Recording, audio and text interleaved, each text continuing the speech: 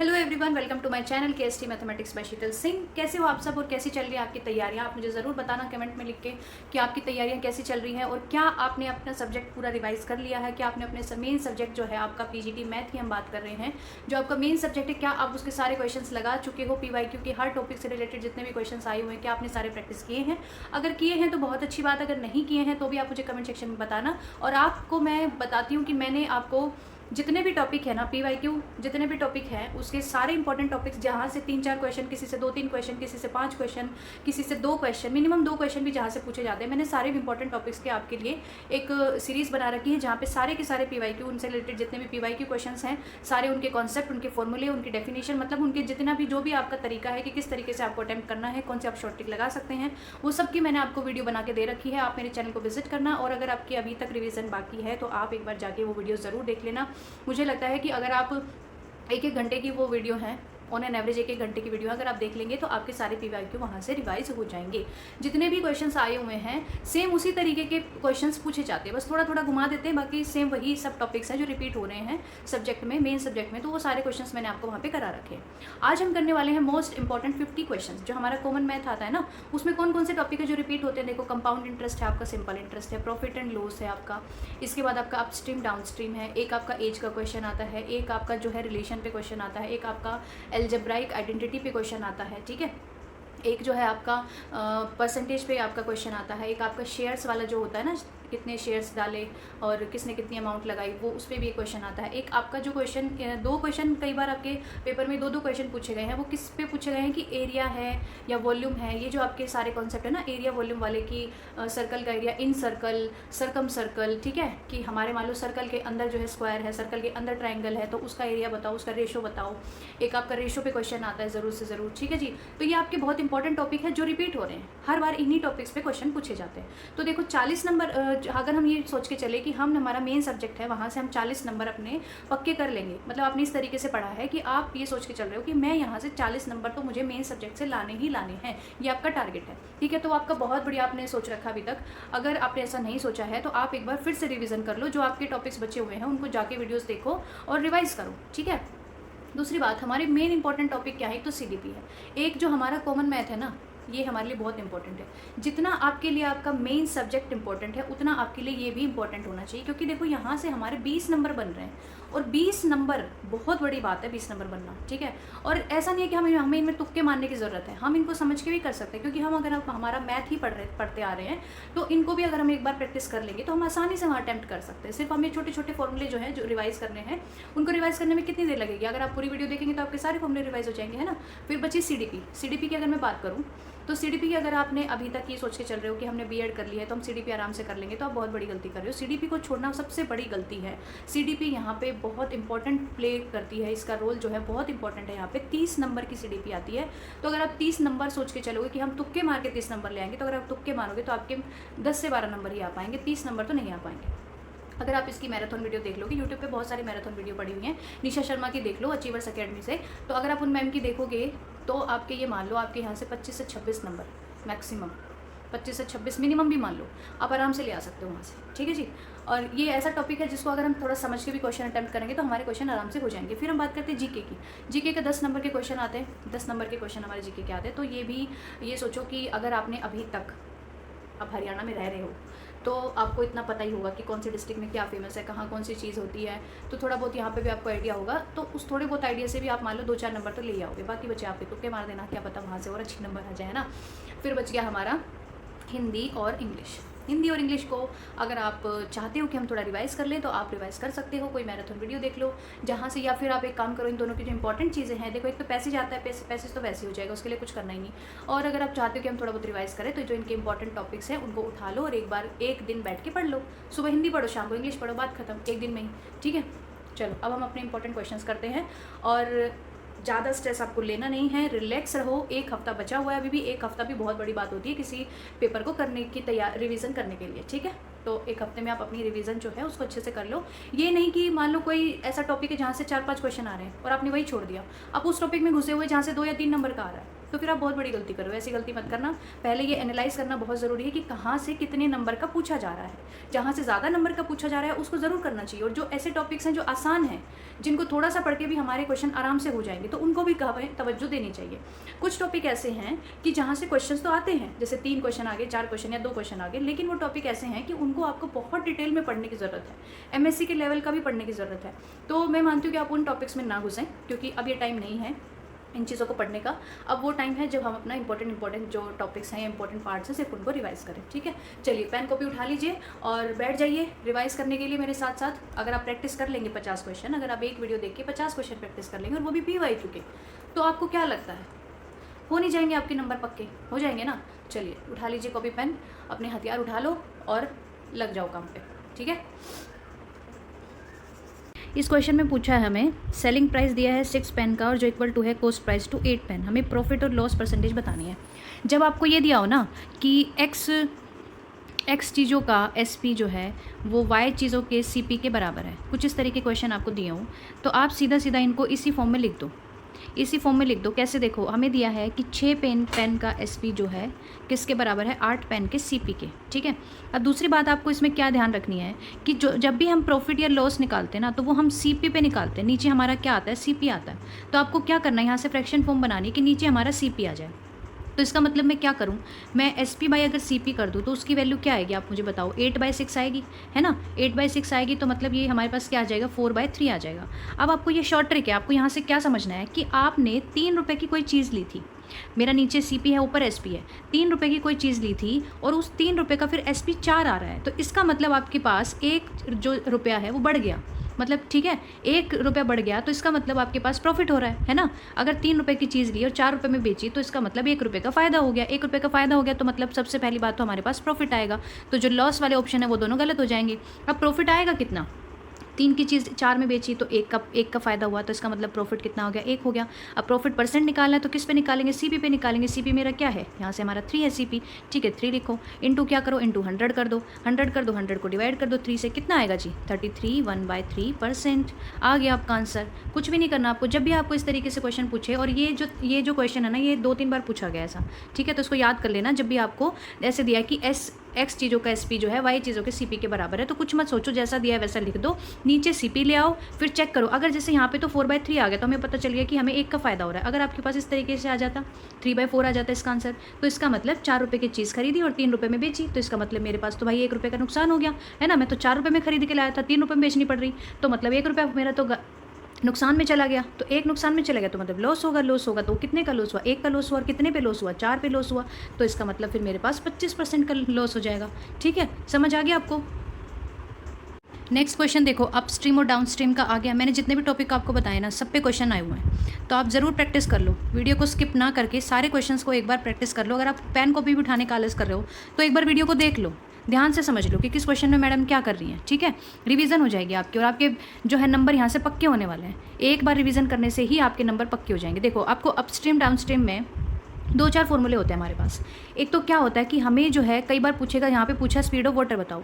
कई बार हमसे क्या पूछता है? स्पीड ऑफ बोट पूछता है। ठीक है, कई बार स्पीड ऑफ बोट पूछता है, कई बार हमारे पास स्पीड ऑफ वाटर पूछता है, और कई। तो आपको यहाँ पे क्या करना है, इसने बोला है कि a man rows upstream 13 kilometre and downstream 28 kilometre taking 5 hours each time.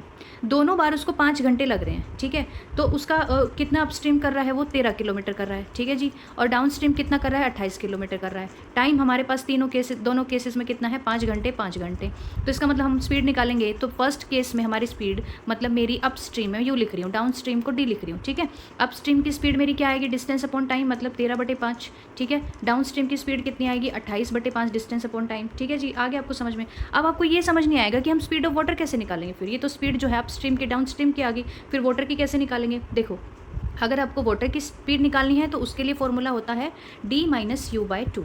ठीक है जी, अगर हमें वाटर की स्पीड निकालनी है तो स्पीड ऑफ वाटर निकालनी है तो हमारे पास ये फॉर्मूला होता है। अगर मुझे स्पीड ऑफ बोट निकालनी है तो उसका फॉर्मूला क्या है? D + U/2 है। अब ये फॉर्मूले जो है आप अभी याद कर लो। ठीक है।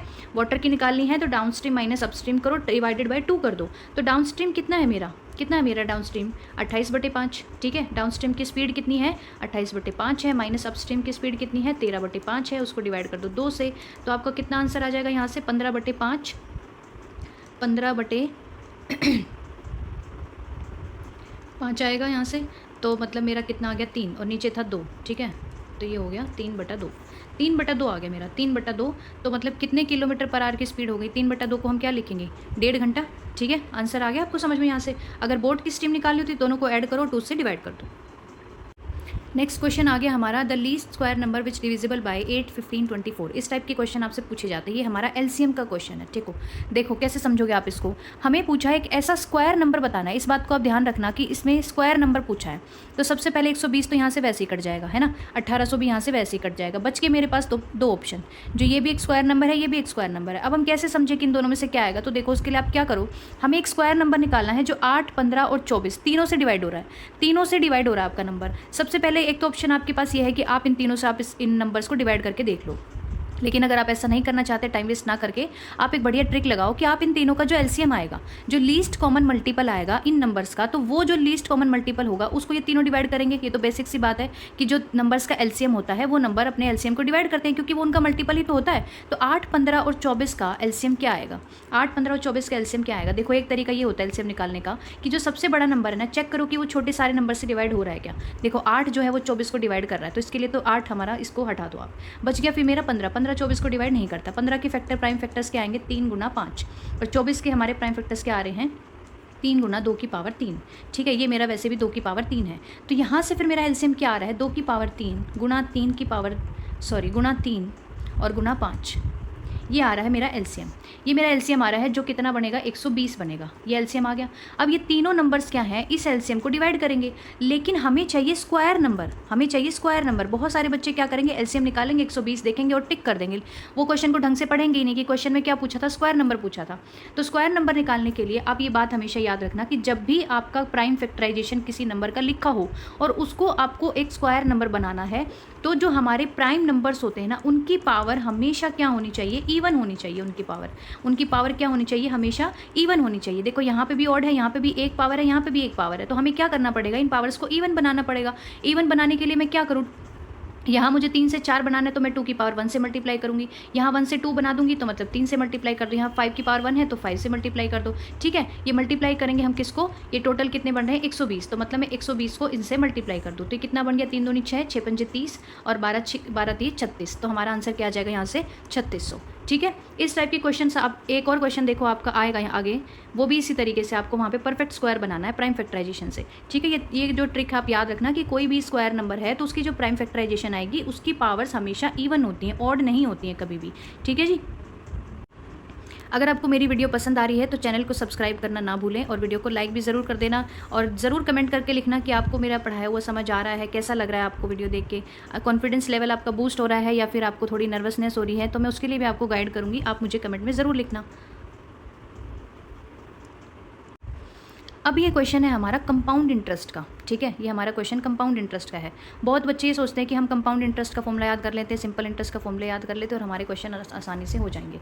तो पहले वो या तो आपको वो जो फॉर्मूले हैं वो समझ भी तो आने चाहिए कि कब कौन सा फॉर्मूला लगाना है। क्वेश्चन प्रैक्टिस नहीं करोगे तो कैसे कॉन्फिडेंस आएगा कि किस में कौन सा फॉर्मूला लगाना है। तो आपको क्या करना है, यहाँ पे देखो, यहाँ लिखा है in how many years will a sum of ₹800 become 926 at 10% per annum. जो भी लिखा है अंग्रेजी में, ये समझो कि 800 रुपये थे हमारे, ठीक है। 800 रुपये थे हमारे। ये पूछ रहा है कि कितने सालों बाद ये रुपये 926.10 रुपये बन गए, और वो इंटरेस्ट कितना था 10% इंटरेस्ट था, और वो 1 साल पे लग रहा था, पर एनम चल रहा था मेरा 10% का इंटरेस्ट। लेकिन इसने पूछा है कि कंपाउंड हाफ ईयरली, और जो कंपाउंड इंटरेस्ट है वो कब लग रहा है, हाफ ईयरली लग रहा है। तो 10% अगर मेरा पूरी साल में 10% ब्याज लग रहा है तो हाफ ईयरली में कितना हो गया, 5% ब्याज हो गया मेरा, ठीक है। अब मुझे पता करना है कि हाफ ईयरली में कंपाउंड इंटरेस्ट कितना आएगा। इसका कंपाउंड इंटरेस्ट निकाल दो, आपको पता चल जाएगा। देखो कैसे निकालेंगे हम, हमारे पास एक फॉर्मूला होता है कंपाउंड इंटरेस्ट का। अगर हमें हाफ ईयरली निकालना है तो हाफ ईयरली अगर मुझे कंपाउंड इंटरेस्ट निकालना है तो उसका मेरे पास फॉर्मूला है कि P जो हमारी अमाउंट है वो प्लस जो हमारा रेट ऑफ इंटरेस्ट है वो डिवाइडेड बाय 100 और पावर है n, मतलब कि कितने साल में, ठीक है, कितने साल में ये है जो हमारा कंपाउंड इंटरेस्ट इतना हो जाएगा इक्वल टू ये वैल्यू पुट करने के बाद। अब मेरे पास अमाउंट कितनी है, 800 रुपये है। अब उसने पहले से बता दिया कि कंपाउंड इंटरेस्ट हाफ ईयरली पे आपका इतना बन रहा है 9.2610। मुझे ये बताना कि कितने साल में बनेगा, और इंटरेस्ट कितना है मेरे पास 5%, ठीक है, डिवाइडेड बाय 100 मुझे निकालनी है यहाँ से एन की वैल्यू। तो एन की वैल्यू कैसे निकालोगी जी, आप यहाँ से देखो, आप इसको सॉल्व कर दो सिंपली। आप 800 को उधर ले जाओ, divided by 800 is equals to ये क्या बन गया, ये बन गया 105/100 की पावर n, ठीक है। अब यहाँ इसको भी डेसिमल में ले जाओ, यहाँ से मेरी वैल्यू आ रही है 1.05 की पावर n आ रही है, और ये आपका बनेगा 0 से 0 कैंसिल हो जाएगा इनटू यहाँ पे अगर इसका डेसिमल खोलेंगे तो 100 भी आ रहा है, ठीक है। इसको डिवाइड करोगे आप, ये आएगा 1 और 1 8 एकम 8,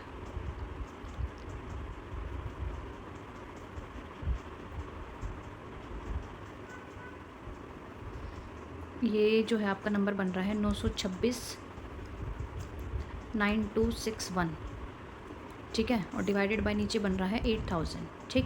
अब आप इसको डिवाइड करो 1.05 की पावर n, तो ये मेरा किस पे जाएगा, पहले तो 1 पे ही जाएगा, पॉइंट यहाँ से अगर हम 8 लिखेंगे तो 162 और यहाँ बचेगा 1, यानी 12 कुछ, तो ये फिर से 1 पे जाएगा 1.1, और अप्रॉक्सीमेट आपकी जो वैल्यू है वो कुछ इस तरीके से आएगी, ठीक है।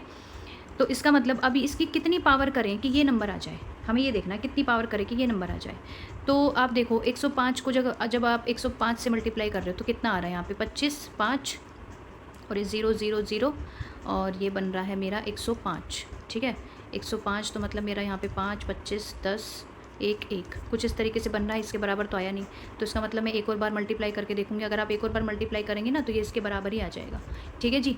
तो इसका मतलब n की वैल्यू कितनी होगी मेरी, यहाँ से 3 आ जाएगी आपकी n की वैल्यू। n की वैल्यू 3 है, मतलब कि 3 साल, ठीक है, 3 साल बात हो गई।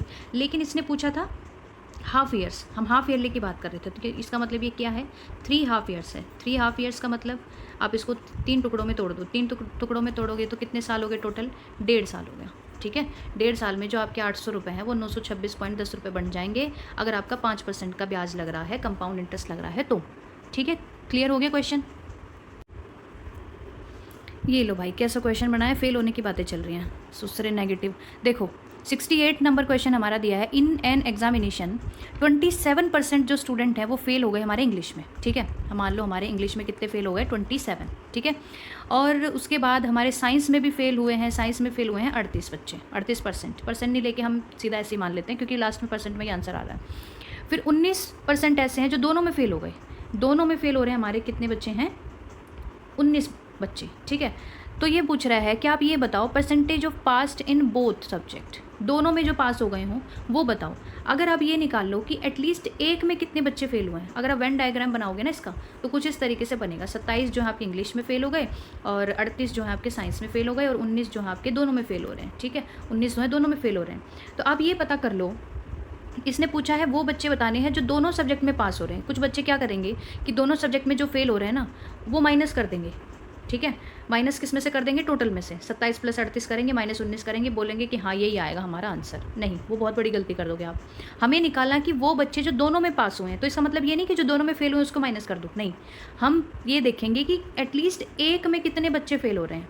एटलीस्ट एक का मतलब होता है कि या तो वो एक सब्जेक्ट में फेल है या फिर वो 2 सब्जेक्ट में फेल है, ठीक है। एक वाले भी उसी में आएंगे और 2 वाले भी उसी में आएंगे, तो मतलब जो फेल होने जो टोटल बच्चे वो आ जाएंगे जो फेल हुए हैं, या तो एक सब्जेक्ट में फेल है या 2 सब्जेक्ट में फेल है। टोटल लास्ट में हुए तो फेल ही है ना, माने तो फेल ही जाएंगे। अगर एक सब्जेक्ट में फेल हो या 2 में फेल हो, फेल ही माने जाएंगे। हमें निकालना पास हुए हैं जो बच्चे दोनों में पास हुए हैं, तो दोनों में पास हुए हैं तो मतलब लास्ट में हमें वो देखना है जो लास्ट में हमारा बच्चा पास हो गया। तो कैसे निकालेंगे, देखो टोटल हमारे बच्चे 27 + 38 हैं जो इसमें फेल हुए और इसमें फेल हुए, माइनस कर दूँ मैं जो दोनों में फेल हो रहे हैं, तो इसका मतलब मेरे पास कौन से बच्चे आ जाएंगे, जो एटलीस्ट 1 में फेल हो रहे हैं, है ना। एटलीस्ट 1 में जो फेल हो रहे हैं मेरे पास वो बच्चे आ जाएंगे जो एटलीस्ट 1 में फेल हो रहे हैं। तो ये कितना बचेगा मेरे पास, यहाँ से बचेगा 46, ठीक है। जो एटलीस्ट एक सब्जेक्ट में फेल हो रहा है वो बच्चे हमारे 46% है। 46% ऐसे बच्चे हैं जो किसी ना किसी एक पेपर में या दोनों में फेल हो ही रहे हैं, ठीक है जी। अब देखो, तो हमें दोनों में पास निकालना है, दोनों में पास निकालना है कि दोनों में पास होने की पॉसिबिलिटी क्या है। तो अगर जितने बच्चे फेल हुए हैं उनको हम टोटल मान लो, हमारे पास 100% है टोटल, हम 100% ही लेके चलते हैं बच्चे, है ना, 100% ही लेके चलते हैं टोटल को। तो 100 में से अगर मैं 46 माइनस कर दूँ, 100 में से अगर मैं 46 माइनस कर दूँ, तो क्या मेरे पास वो बच्चे नहीं आ जाएंगे जो दोनों में पास हुए होंगे? ये वो बच्चे हैं जो या एक में फेल हुए हैं या दो में फेल हुए हैं, ठीक है। तो इनको माइनस करने पर मेरे पास सिर्फ वो बच्चे बचेंगे जो पास हुए हैं, फेल वाले हटा देंगे तो पास वाले बच्चे आ जाएंगे। तो मतलब मेरे पास आंसर क्या आ गया, 54%। कुछ बच्चे क्या करेंगे, 27 + 38 करेंगे, -19 करेंगे, सोचेंगे हाँ जी 46 आंसर भी दे रखा है। जो एग्जामिनर उसको भी तो पता है बच्चे क्या गलती कर सकते हैं, तो वो 46 तो जानबूझ के दे रखा है उसने। तो जो बच्चे जो है सोचेंगे हाँ आंसर में ऑप्शन में 46 आया हुआ था, हमारा क्वेश्चन तो बढ़िया है, सही है। नहीं, ध्यान से करना, हमें फेल नहीं पूछा, हमें पूछा कि पास कितने हो रहे हैं, ठीक है जी। हाँ जी, अब देखो ये रिलेशन वाला क्वेश्चन दे दिया हमसे। ये क्वेश्चन तो मुझे लगता है हर कोई बच्चा अटेम्प्ट कर लेगा आसानी से। अपने आप से रिलेटेड कर लो या फिर आप ऐसे लिख के देख लो। देखिए इसमें पूछ रखा है कि Mr X said about Mrs Y. कोई मिस्टर एक्स है, कोई एक्स है, वो वाई के बारे में बता रहा है हमें, वाई के बारे में बात कर रहा है और वो कह रहा है कि मिसेस वाई जो हैं वो वाइफ हैं of the grand son of my mother. मतलब पहले तो बात एक्स की माँ, एक्स की माँ का ग्रैंड सन मतलब इसका क्या है, पोता, ठीक है। और ये वाई क्या है, इसकी पोते की बहू है, ठीक है, पोते की क्या है, बहू है। वो कौन है, वाई। अब मुझे बताओ इस एक्स का पूछा है कि एक्स का रिलेशन बताना वाई से, क्या होगा भाई। तो ये एक्स की माँ की पोते की बहू है तो एक्स की भी तो बहू होगी, मतलब या तो ये इसका ससुर जी है या फिर ये इसकी सास है वाई का, है ना। अब हमें ऑप्शन में दे रखा है फादर इन लो, तो फादर इन लो को टिक कर दो। इस टाइप के क्वेश्चन में यही करना है, रिलेशन बनाओ, उसकी बहू, उसका भाई, उसकी माँ, बस हो जाएगा हमारा क्वेश्चन। हाँ जी, देखो आगे हमारा प्रॉफिट एंड लॉस परसेंट निकालने का क्वेश्चन। ये क्वेश्चन तो जो है प्रॉफिट और लॉस और कंपाउंड इंटरेस्ट और स्पीड का और जो हमारा ये HCF LCM वाला है ना, ये तो मतलब ये मान लो कि HTET का फेवरेट क्वेश्चन है, देता ही देता है घुमा फिरा के। देखो आपको सबसे पहले फॉर्मूले याद करने हैं। आपको ये पता होना चाहिए कि अगर आपको CP निकालना है, अगर आपको CP निकालना है और आपको SP दे रखा है तो आप कैसे निकालेंगे। हम निकालेंगे जी, हम क्या करेंगे, SP को 100 से गुना कर देंगे। हम अपने जो बेचने वाले पैसे हैं ना उसको आप बढ़ा दो, जितना हो सके उतना बढ़िया बना दो, 100 से गुना कर दो। ऐसे याद करो कि मुझे क्या करना है, SP को 100 से गुना कर देना है। फिर मैं क्या करूँ, फिर उसके बाद मैं क्या करूँ मैडम जी, आप क्या करो, 100 में से प्लस माइनस करना है मुझे। अगर प्रॉफिट है तो प्लस करना है और लॉस है तो माइनस करना है, उससे डिवाइड कर दो, फिर हमारा जो CP है वो आ जाएगा, ठीक है। सबसे पहले हमने क्या किया, जो हमारा विक्रय मूल्य था, हमारा SP था, उसको हमने 100 से गुना किया, हमने उसको पूरा बना दिया, जितना हो सके उतना पैसा कमाएंगे हम, ठीक है। 100 से गुना किया, फिर हमें यार प्रॉफिट लॉस हुआ है तो उसको माइनस तो करना ही पड़ेगा, प्रॉफिट है तो जोड़ लो और लॉस हुआ है तो उसको माइनस कर लो, बस। अब हमारे पास क्या दिया है क्वेश्चन में, हमें दे रखा है कि एक ए ने क्या करा, ए ने क्या किया, बी को एक घड़ी बेची, फिर बी ने जाके वो सी को बेच दी, ठीक है। बी जो है ए से लेके आया और सी जो है बी से लेके आया। तो सी ने लास्ट में जाके 990 रुपये दिए, सी ने बी को 990 रुपये दिए, इसका मतलब सी ने जो है 990 रुपये में खरीदी थी। अब ये पूछ रहा है कि ए ने फिर कितने रुपए दिए होंगे उस घड़ी के लिए, ये बताओ, ठीक है। अब हमारे पास अगर सी ने उसके 990 रुपये दिए हैं तो इसका मतलब बी ने सी को वो 990 रुपये में बेची थी, मतलब बी के लिए जो SP है, बी का जो SP है वो कितना है, 990 रुपये है। तो बी का जो CP आएगा, जो बी का CP होगा वो किसके बराबर होगा, ए के SP के बराबर होगा। अब अगर हमें ए का SP पता चल जाए तो हम उसका CP आराम से निकाल सकते हैं ना। तो इसके लिए सबसे पहले हमें बी का CP चाहिए। बी का CP कैसे निकालेंगे, बी के SP से निकालेंगे। बी का SP कितना है, 990 रुपये है। लेकिन बी को क्या हुआ था, लॉस हुआ था कि उसको प्रॉफिट हुआ था। जब बी ने सी को बेचा तो उसने तो बेचारे ने 10% की लॉस में बेच रखा है। तो इसका CP निकालो, CP निकालो। CP का फॉर्मूला क्या है, SP गुना 100 है और डिवाइड करेंगे 100 माइनस लॉस परसेंट, जो हमारा लॉस हुआ है, ठीक है। तो यहाँ से फिर मेरे पास CP क्या आ जाएगा, यहाँ से CP की वैल्यू आएगी, SP इसने 990 रुपये में बेचा, ठीक है, इंटू 100 करेंगे। 100 में से कितना लॉस हुआ इसको, 10% का, तो 10% कर दो, यहाँ से कितना आ गया, 90 आ गया। इसको आप डिवाइड करो, कितना आ गया, 1100। इसका मतलब इस बेचारे ने तो 1100 रुपये में खरीदी थी और फिर इसने 990 रुपये में बेच दी। अरे हाय, कितना नुकसान करवा लिया आपने, ठीक है। इसका CP हो गया 1100। अब जो इसका CP है वो ए का क्या है, SP है। इसका मतलब ए ने बी को ये घड़ी 1100 रुपये में चिपकाई थी, है ना। 1100 रुपये में इसने बी को चिपका दी, बी ने जाके सी को चिपकाई, लेकिन उसमें भी नुकसान भुगता। तो अब ए को कितने रुपए में खरीदी, कितने रुपए में खरीदी फिर ए ने। अब उसका SP है तो फॉर्मूला लगा दो यहाँ पे भी, 1100 गुना 100 डिवाइडेड बाई 100 प्लस उसको तो फ़ायदा हुआ था, ए ने तो फ़ायदा किया था अपना, कितना 10% का फ़ायदा किया था, तो 10 जोड़ दो इसमें। 1100 गुना 100 डिवाइडेड बाई कितना आ गया, 110 आ गया। तो यहाँ से ये कैंसिल, मतलब यहाँ 10 बच रहा है। इसका मतलब इसने तो 1000 रुपये में ख़रीदी थी, ठीक है। ए ने कितने रुपए में ख़रीदी थी, 1000 रुपये में। आ गया आपको समझ में? सिर्फ आपको ये फॉर्मूला याद करना है। ये जो CPSP के फॉर्मूले हैं, ये सारे फॉर्मूले आप एक बार ज़रूर रिवाइज़ कर लेना। ओके जी। नेक्स्ट क्वेश्चन हमें पूछ रहा है कि हमें 2 सिलेंडर दे रखे हैं, उनकी रेडियस का रेशो दिया है, उनकी हाइट्स का रेशो दिया है। रेशो पूछा उसने वॉल्यूम का, ठीक है। सबसे पहले आपको पता होना चाहिए जो आपका सिलेंडर है ना, जो आपका सिलेंडर है उसका वॉल्यूम कैसे निकलता है। सिलेंडर का वॉल्यूम कैसे निकालते हैं हम, क्या फॉर्मूला है उसका? वॉल्यूम का फॉर्मूला होता है πr²h, ठीक है। ये हमारा क्या होता है, वॉल्यूम का फॉर्मूला होता है। अब इसने रेशो दे रखा है, रेडियस का रेशो दे रखा है, हाइट का। हमें क्या बताना है, वॉल्यूम का रेशो बताना है। तो क्या करो, आप मान लो V1 और दूसरा मान लो V2, यही रेशो तो निकालना है हमें। फॉर्मूले में पुट करो, pi into R1² into H1 divided by pi into R2² into H2। अब हमारे पास क्या है जी, हमारे पास इनका रेशो दे रखा है। R1 कितना है, 2 है, 2 का स्क्वायर 4 आएगा। H1 कितना है, यहाँ से 5 है, तो ये 4 इंटू 5 लिखो। फिर R2 कितना है, 3 है, और H2 कितना है, 3 है, तो मतलब ये हो गया 9/3 हो गया। इसका मतलब V1/V2 मेरे पास कितना आ रहा है, 20/27, मतलब 20:27 मेरे पास इसका वॉल्यूम का क्या आ रहा है, रेशो आ रहा है। ठीक है जी, कुछ नहीं करना, रेशो निकालना है और आपको सिलेंडर का जो वॉल्यूम का फॉर्मूला है वो पता होना चाहिए। ये फॉर्मूले छोटे छोटे फॉर्मूले आप याद कर लो। अगर आप चाहते हो कि मैं आपको ये सारे फॉर्मूले जो है एक जगह पे आपको बता दूं और आप सारे एक साथ रिवाइज कर लो, तो आप मुझे कमेंट सेक्शन में ज़रूर बता देना, मैं आपके लिए उसके लिए भी वीडियो बना दूँगी। ठीक है जी, थैंक यू। देखो नेक्स्ट क्वेश्चन में हमें पूछा है, पॉपुलेशन का क्वेश्चन पूछा है और इसने परसेंटेज यूज़ कर रखे हैं यहाँ पे। तो आपको सिर्फ परसेंटेज समझनी है और सीधी सीधी स्टेटमेंट है। देखो बोल रहा है कि 9000 की एक पॉपुलेशन है जिसमें मेल को उसने इंक्रीज़ किया 5%, फीमेल को इंक्रीज़ किया 8%, और पॉपुलेशन जो लास्ट फिर थी हमारी 9600 बन गई। तो इसने नंबर ऑफ़ मेल्स पूछा है। आप मुझे बताओ, पूरी जो पॉपुलेशन है उसमें मेल्स भी होंगे और फीमेल्स भी होंगी, तो मतलब टोटल कितने हमारे पास 9000। तो मैं निकाल लेती हूँ, जो फीमेल है ना मेरे, वो कितने आ रहे हैं, 9000 माइनस मेल। ठीक है, फीमेल मेरी इतनी आ रही है। अब इसने बोला 5% इंक्रीज़ करो मेल के अंदर और फीमेल में आप इंक्रीज़ कर दो 8%, तो हमारी पॉपुलेशन जो है वो 9000 से बढ़ के 9600 बन जाती है। तो हम क्या करें, जब हमें मेल में 5% इंक्रीज़ करना है तो इसका मतलब मुझे 1.05 इंक्रीज़ करना है ना। 5% कैसे करेंगे, 100%, टोटल पॉपुलेशन मेरी 100% है, उसमें मुझे 5% इंक्रीज़ करना है। अब दोनों में परसेंटेज हटाएंगे तो डिवाइड करेंगे 100 से। ठीक है, डिवाइड करना पड़ेगा 100 से, तो मतलब मेरे पास कितना आ गया, 1.05 आ गया इस तरीके से। अब देखो मेल में इसने 5% इंक्रीज़ किया, इसका मतलब m इंटू 1.05 कर रहे हैं, प्लस फीमेल में इसने कितना किया 8%, तो 8% इस तरीके से कितना आएगा 1.08। अब मेरे पास जो पॉपुलेशन है हमारी वो कितनी हो गई, 9600 हो गए। पॉपुलेशन बढ़ती जा रही है। अब देखो हमारे पास एक इक्वेशन दे रखी है, 9000 माइनस m फीमेल की वैल्यू है, तो यहाँ पे पुट कर दो सिंपली। आपको कुछ नहीं करना, आपको सिर्फ लीनियर इक्वेशन सॉल्व करनी है यहाँ पे। बस आपको समझना है कि परसेंटेज को कैसे खोलना है। अब आपको ये इसलिए समझना है कि परसेंटेज 5% मेल बढ़ाए तो टोटल पॉपुलेशन हम ये मान के चलेंगे कि हमारी 100% है, उसमें इसने 5% बढ़ा दिया।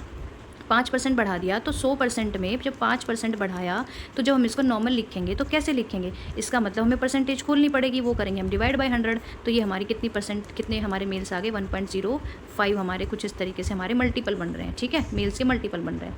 ये फीमेल के इतने जो है वो बढ़ा दिए।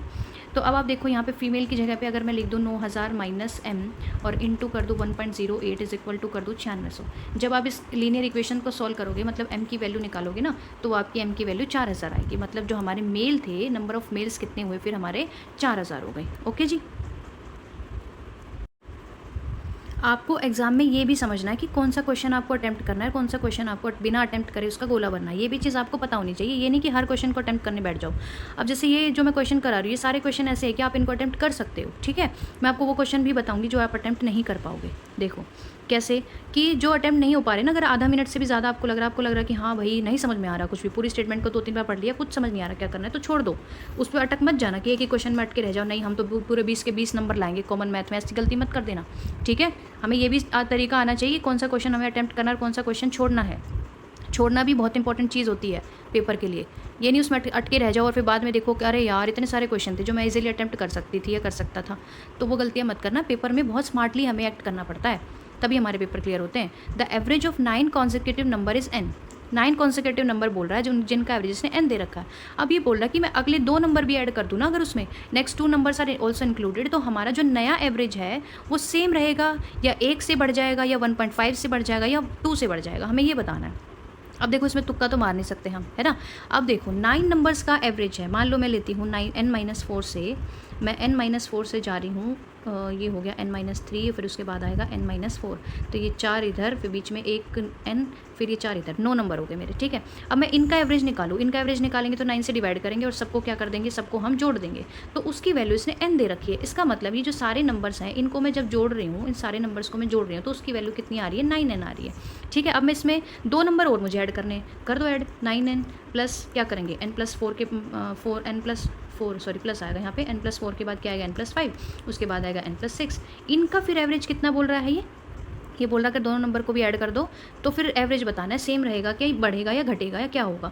तो अब हमारे पास ये 9 नंबर का था, 9 नंबर्स का सम है, 1 और 1 2 नंबर और जोड़ दिए, 11 नंबर हो गए। 11 नंबर्स का एवरेज निकालने के लिए 11 से डिवाइड करो, ये कितना बच गया, 11n प्लस 11/11 बच गया। इसका मतलब मेरा कितना आ रहा है, एवरेज n+1 आ रहा है।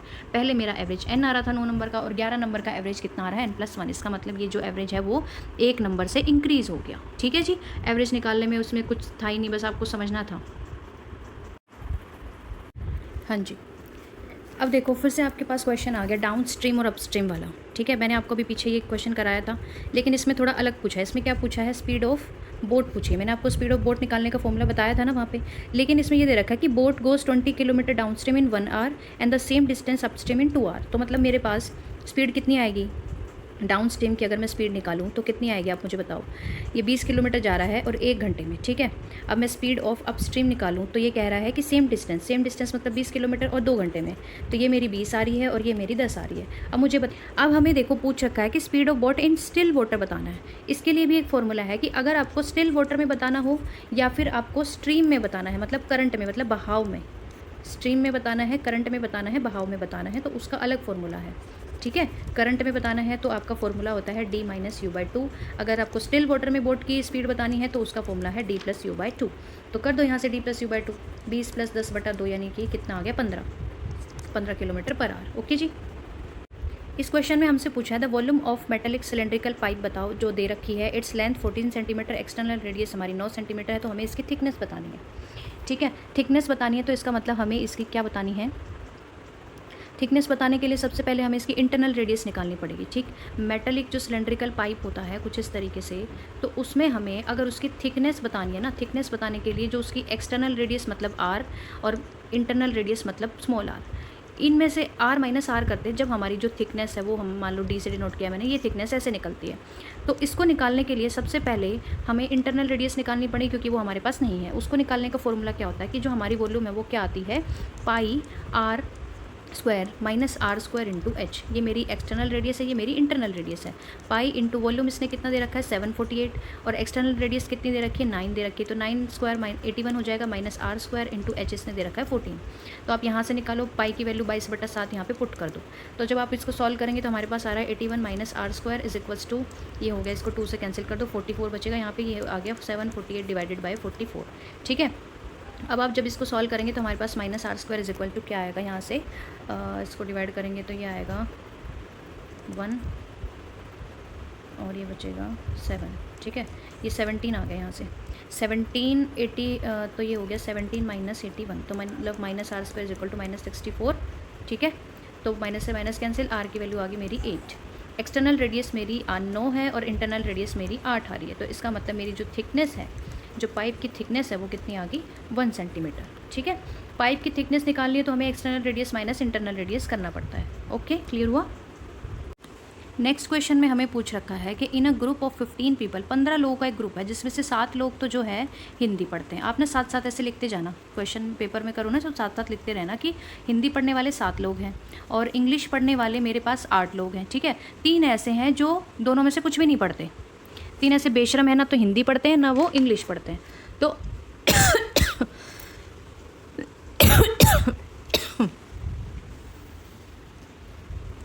तो अगर हमें ये निकालना है कि वो लोग जो एटलीस्ट एक तो पढ़ते हो, इंग्लिश पढ़ते हो या हिंदी पढ़ते हो, तो एटलीस्ट एक निकालना है ना, तो आप क्या करो, टोटल में से वो माइनस कर दो जो कुछ भी नहीं पढ़ते, ठीक है। अभी हमने पीछे एक ऐसा क्वेश्चन किया था, हमने उसमें निकाला था कि आपको जो पास हो गए स्टूडेंट वो परसेंटेज निकालनी थी। तो हमने क्या किया था, हमने उसमें से टोटल में से वो माइनस करा था जो एटलीस्ट एक में फेल है। तो इसी तरह वही तरीका हम यहाँ पे लगा रहे हैं कि हम ये क्या करना है, हमें ये देखना है कि एटलीस्ट कितने लोग हैं जो कम से कम एक सब्जेक्ट तो पढ़ रहे हैं। तो वो कैसे निकालेंगे, टोटल में से वो माइनस कर दो जो बेकार बुद्धू लोग कुछ भी नहीं पढ़ते। तो 3 लोग हैं जो कुछ नहीं पढ़ते, उनको माइनस कर दो, तो मतलब 12 लोग ऐसे होंगे जो कुछ ना कुछ तो पढ़ते होंगे, या तो हिंदी पढ़ेंगे, इंग्लिश पढ़ेंगे, या दोनों पढ़ेंगे। ठीक है, मेरे पास ये आ गया आंसर। तो अब मुझे बताओ, हमें निकालना है यहाँ पे how many of them read Hindi and English both.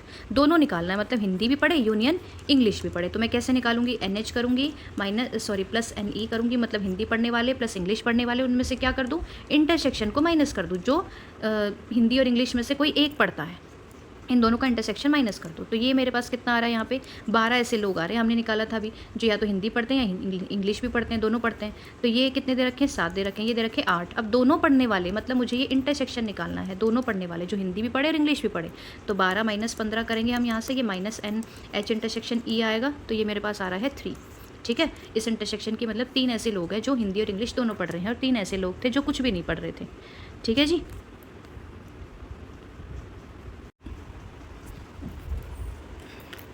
Next question में पूछा है the surface area of 2 spheres are in ratio 1:2। हमें वॉल्यूम का रेशो बताना है। सरफेस एरिया जो है स्फीयर का, आपको ये सारे फॉर्मूले ना याद होने चाहिए। अगर आपको ये याद नहीं है तो फिर आप क्वेश्चन नहीं कर पाएंगे। तो आपको ये फॉर्मूले तो देखो रिवाइज करने ही पड़ेंगे। ठीक है, ये मेरे सरफेस एरिया का रेशो दे रखा है इसने 1:2। मुझे निकालना है वॉल्यूम का। तो स्फीयर का वॉल्यूम क्या होता है, 4/3 पाई r1³ divided by 4/3 pi r2³। ये कैंसिल आउट हो गया, r1³ बच गया। यहाँ से जो ये है r1/r2 का जो स्क्वायर था उसका रेशो आ रहा था 1/2। तो मतलब मेरे पास r1/r2 कितना आ रहा था, 1/4 आ रहा था। ठीक है, समझ आया यहाँ से कितना आ रहा था, 1/4 आ रहा था। तो अब आप देखो यहाँ से हमें क्या करना है, r1/r2 का क्यूब का रेशो निकालना है, क्यूब का रेशो निकालना है। तो कैसे निकालेंगे हम यहाँ से, हम क्या करेंगे कि हमारे पास अगर r1/r2 का स्क्वायर दे रखा था तो r1/r2 की जो वैल्यू है वो कितनी आएगी, सॉरी यहाँ पे √2 आएगा। तो ये बन गया 1/√2 का क्यूब कर दो। √2 का क्यूब कितना आएगा यहाँ से, 2√2 आएगा। तो मतलब 1:2 हो जाएगा। अगर आपको फॉर्मूले पता है ना, आप अगर अपना दिमाग लगा लोगे तो आपको ये पता है कि 4 पाई यहाँ से कैंसिल हो जाएगा, 4/3 पाई यहाँ से कैंसिल हो जाएगा। सीधा सीधा जो हमें रेशो दे रखा है इसका, क्या है ये, रेडियस का रेशो दे रखा है। मतलब अगर हम स्फीयर के सरफेस एरिया में पुट करेंगे तो स्क्वायर आएगा यहाँ पे, r1² r2²। तो मतलब r1 और r2 का रेशो मेरा यहाँ से क्या आ गया, 1:2 आ गया। ये हमारा r1 r2 का रेशो आ गया। तो क्यूब कर दो, सीधा वॉल्यूम में क्यूब करना पड़ेगा। तो क्यूब करेंगे तो सीधा सीधा मेरा ये आंसर आ जाएगा। आप इस तरीके से भी सोच सकते हैं पेपर में। नेक्स्ट क्वेश्चन में हमें दे रखा है स्क्वायर दे रखा है, इक्विलेटरल ट्राइंगल दे रखी है, और बोल रखा है इंस्क्राइब्ड इन अ सर्कल। ठीक है, if A and B denote the length of their sides respectively then which of the following is true. अब हमें ये बताना है कि क्या ट्रू है। यहाँ से देखो, एक तो इसने बोला है कि जो ट्राइंगल है वो किसके अंदर आ रही है, सर्कल के अंदर आ रही है, कुछ इस तरीके से। फिर बोल रखा है कि इसने जो एक स्क्वायर है वो सर्कल के अंदर आ रखा है, कुछ इस तरीके से बोल रहा है। ठीक है, मेरे फिगर पे मत जाना, मैं हमेशा ऐसे ख़राब बराब बनते हैं। मतलब एक सर्कल के अंदर ट्राइंगल है, इक्विलेटरल ट्राइंगल, एक स्क्वायर है। इक्विलेटरल ट्राइंगल तो मतलब उसकी सारी साइड्स बराबर होंगी। अगर इसकी एक साइड बी है तो सारी साइड बी होंगी। स्क्वायर दिया, उसकी एक साइड, उसकी चारों साइड बराबर होती है, ए होती हैं। तो हमें निकालना है, हमें बताना है कि इनमें से कौन सी चीज़ ट्रू होगी। तो हम क्या करें, हम दोनों को ट्रू करने के लिए जो ये सर्कल है ना, ये सर्कल, इसकी रेडियस पे बात करेंगे, सर्कल की रेडियस पे बात करेंगे। सबसे पहले देखो, ये अगर मैं सर्कल का डायमीटर लेती हूँ तो इसका डायमीटर अगर मैं लूँगी तो ये किसके बराबर आएगा, जो स्क्वायर की वो साइड दे रखी है, अगर मैं इसका डायगनल ले लूँ, स्क्वायर का डायगनल ले लूँ, तो स्क्वायर का डायगनल जो है, डायगनल ऑफ स्क्वायर कितना होता है हमारे पास, a√2 आएगा यहाँ से। ठीक है, अगर उसकी साइड a है तो डायगनल √2 आएगा। तो मतलब मेरा जो डायमीटर है मेरा सर्कल का, वो किसके बराबर हो गया, डायगनल के बराबर हो गया। यहाँ से आपको समझ आ रहा है। तो डायमीटर मेरा कितना है, 2r, ये a√2 हो गया। तो मतलब मेरे पास √2r = a की वैल्यू आ गई। ठीक है, a और b में रिलेशन बताना क्या आएगा। तो a हमारे पास यहाँ से ये आ गया। अब b में देखो क्या रहा है, इक्विलेटरल ट्राइंगल की साइड हमारी b है, और इस केस में फिर हमारी रेडियस अगर हमें निकालनी है तो वो क्या आएगी। इस केस में हमारी रेडियस जो है वो क्या आती है, रेडियस हमारी कुछ इस तरीके से यहाँ से इधर जाएगी। यहाँ से देखेंगे तो इधर आ रही है, यहाँ से देखेंगे तो इधर आ रही है, यहाँ से देखेंगे तो इधर आ रही है। तो ये कुछ रिलेशन निकल सकता है इस वर्टेक्स से इस पॉइंट का। ठीक है, डिस्टेंस तो वो हमारी कितनी आएगी, b/√3 आएगी। ठीक है, b/√3 आएगी। अब देखो, ये हमारी रेडियस आ गई यहाँ से b/√3। तो मतलब यहाँ से अगर मैं लिखूँ √3r = किसके बराबर है, b के बराबर है। यहाँ से r की ये वैल्यू आ रही है, यहाँ से r की ये वैल्यू आ रही है। तो हम क्या करें, दोनों तरफ स्क्वायर कर दो। 3r² = b² आ रहा है, यहाँ से मेरा 2r² = a² आ रहा है। तो इसका मतलब मुझे a² b² किस तरीके से बराबर है ये बताना है।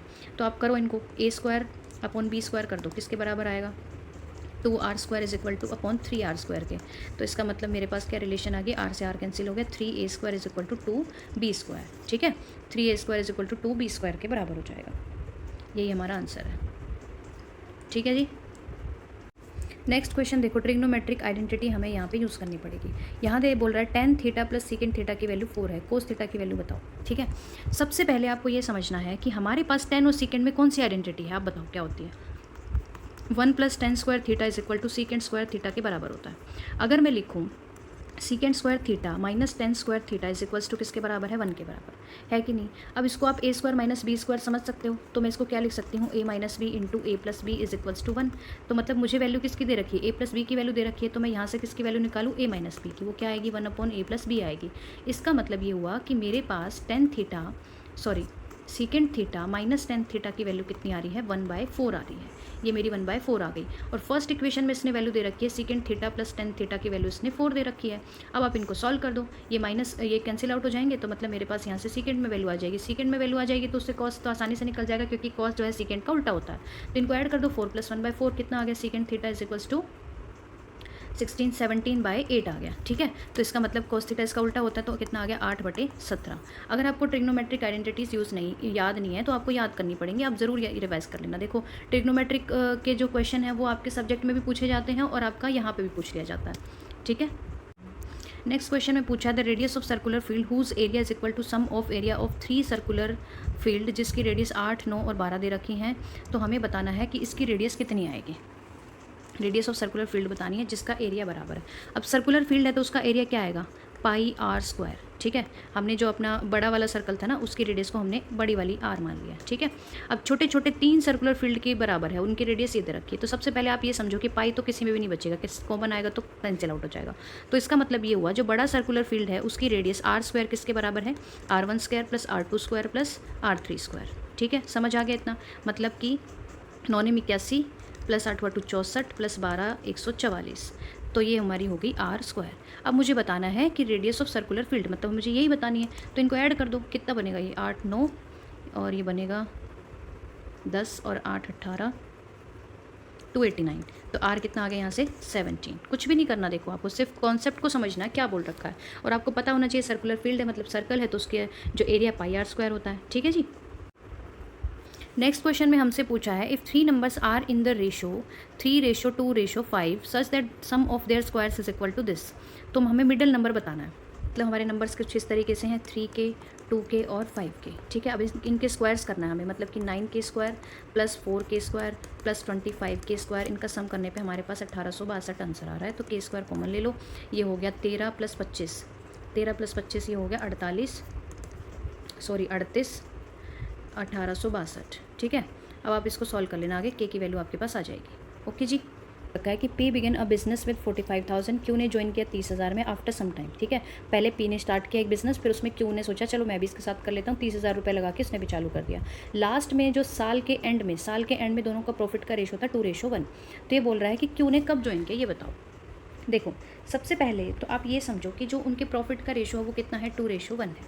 ठीक है, अब पूरे साल की बात कर रहा है तो इसका मतलब पी ने जो है 45,000 रुपये लगाए थे 12 महीने के लिए, लेकिन क्यू ने कितने महीने के लिए लगाए, 30,000 रुपये लगाए। कितने महीने के लिए, 12 - x, वो हमें पता नहीं है अभी, हम मान लेते 12 - x महीने के लिए लगाए। तो आप यहाँ से x की वैल्यू नहीं निकाल सकते, आसानी से निकाल सकते हो x की वैल्यू। जब आप इसको क्रॉस मल्टीप्लाई करेंगे ना तो आप देखना आपका जो x की वैल्यू है वो कितनी आएगी, 3 आ जाएगी। तो इसका मतलब उसने 3 महीने बाद चालू किया था बिजनेस में पैसा लगाना, क्यों ने। ठीक है, कुछ नहीं करना, बस रेशो था, इसको समझना है कि किस तरीके से। एक ने 12 महीने के लिए पैसा लगाया तो दूसरे ने 12 - x महीने के लिए पैसा लगाया था। नेक्स्ट क्वेश्चन देखो, ऐसा हमने परफेक्ट स्क्वायर वाला पहले भी क्वेश्चन किया था, सेम वैसे ही करना है। यहाँ पूछा है what is the smallest number by which this number must be divided in order to make it perfect square. मतलब हमारे पास ऐसा कौन सा छोटा नंबर है जिससे हम इसको डिवाइड करें तो ये परफेक्ट स्क्वायर बन जाए। सबसे पहले आप इसके प्राइम फैक्टराइजेशन करो, 2880। देखो कि इसके प्राइम फैक्टराइजेशन में क्या प्रॉब्लम आ रही है ताकि ये परफेक्ट स्क्वायर बन जाए। मैंने आपको बताया था परफेक्ट स्क्वायर बनाने के लिए जो हमारी प्राइम फैक्टराइजेशन है उसमें प्राइम नंबर्स की पावर हमेशा इवन होनी चाहिए, है ना, वही बताया था मैंने आपको। तो यहाँ से जब आप प्राइम फैक्टराइजेशन करेंगे ये आएगा 5 × 2 10 के लिए, फिर बच गए ये नंबर, इसके लिए आपके पास आएगा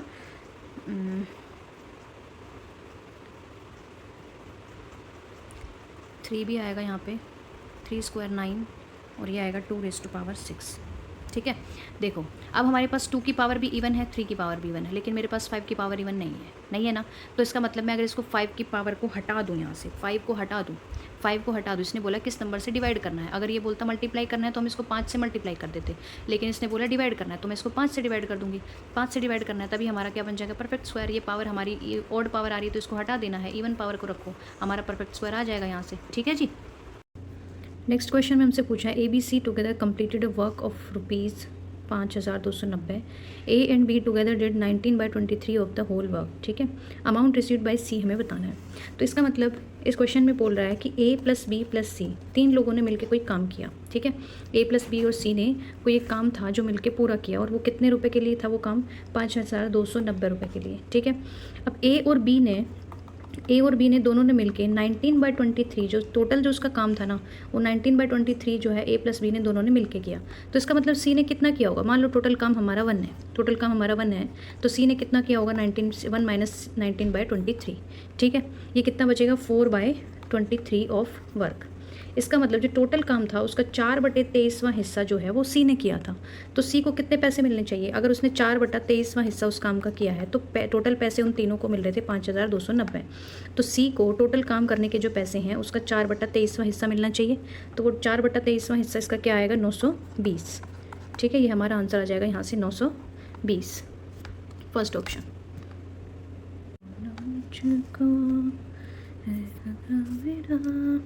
नेक्स्ट क्वेश्चन में पूछा है if x is equal to √3 + 1 √3 - 1। देखो सेम टर्म लिखी हुई है, हमें x² + y² बताना है।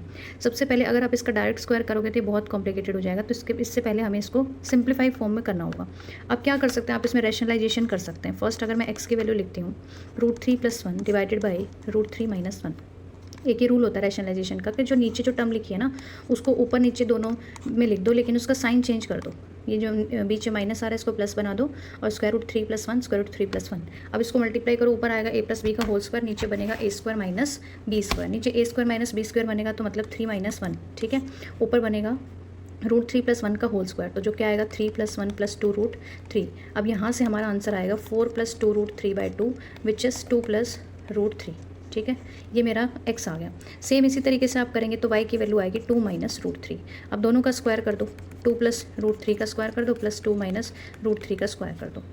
दोनों का स्क्वायर करेंगे, यहाँ से आएगा 4 + 3, यहाँ से भी 4 + 3, और ये जो एक टर्म बचेगी ना -2ab और +2ab वो कैंसिल आउट हो जाएगी। तो इसका मतलब हमारे पास बच गया 14।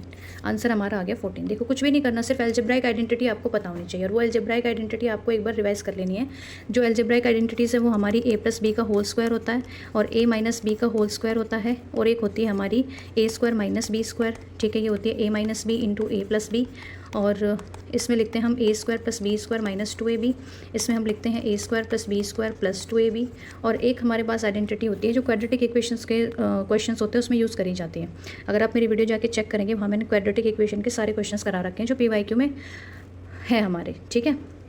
तो देखो इसके बाद अगर मुझे A + B² को लिखना है A + B होल स्क्वायर में, तो मैं क्या करूँगी, यहाँ पे इसमें माइनस कर दूँगी 2ab।